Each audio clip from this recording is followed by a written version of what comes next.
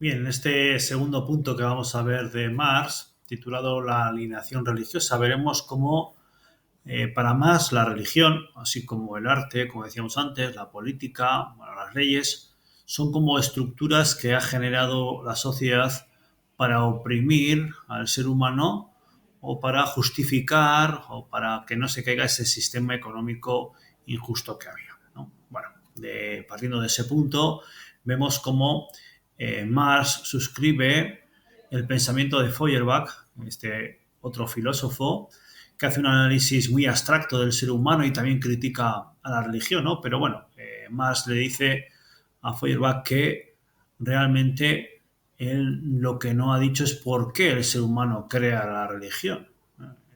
Según Marx, el causante de que estemos alineados es porque de alguna manera esa religión, esa proyección en un Dios, esa proyección en un Dios que nos salvará, pues impide nuestro desarrollo personal y nuestra realización humana, ¿no? Es lo que, bueno, es en el fondo la gran crítica que él hace, ¿no?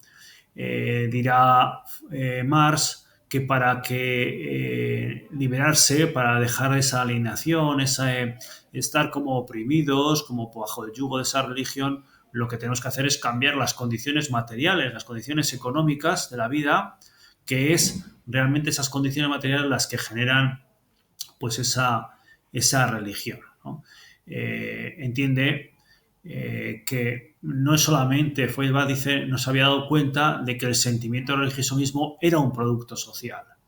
O sea, es la sociedad la que crea esa religión, sea la que fuere, para justificar un statu quo en la sociedad, ¿no? Ese es el argumento de fondo de Marx. Así podemos decir que el ser humano es el que crea la religión, pero es ese ser humano es el mundo del ser humano, o sea, el contexto social del ser humano es el que crea, es el Estado y la sociedad crean la religión. Dice Marx que porque existe un mundo irracional e injusto en los seres humanos, es por eso que existe la religión, ¿no? En este caso.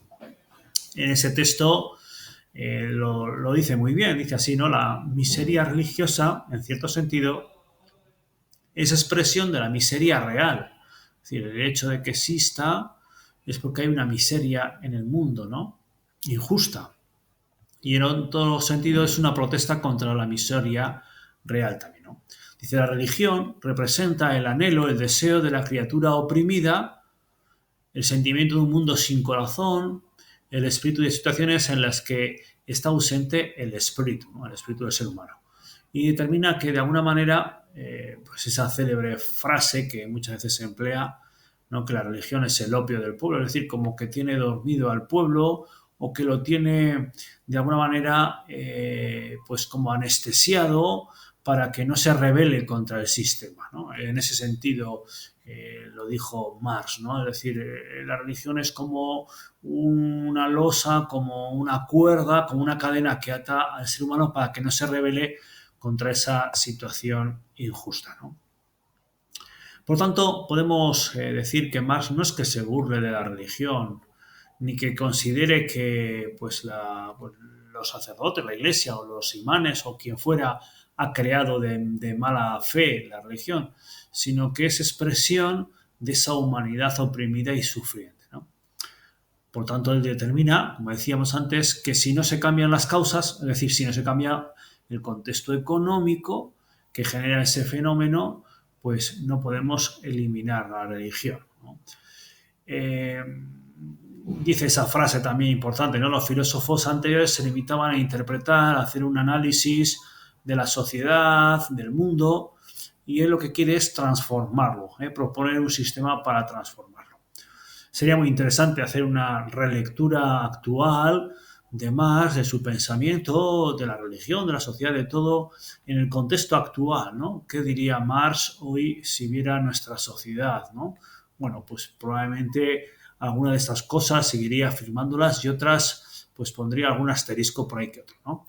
Nos quedamos con esta idea de que la religión, para Marx, es un medio, es una herramienta que ha generado la propia sociedad para justificar la opresión de esa clase trabajadora. Y en ese sentido, pues estamos alienados por esa religión.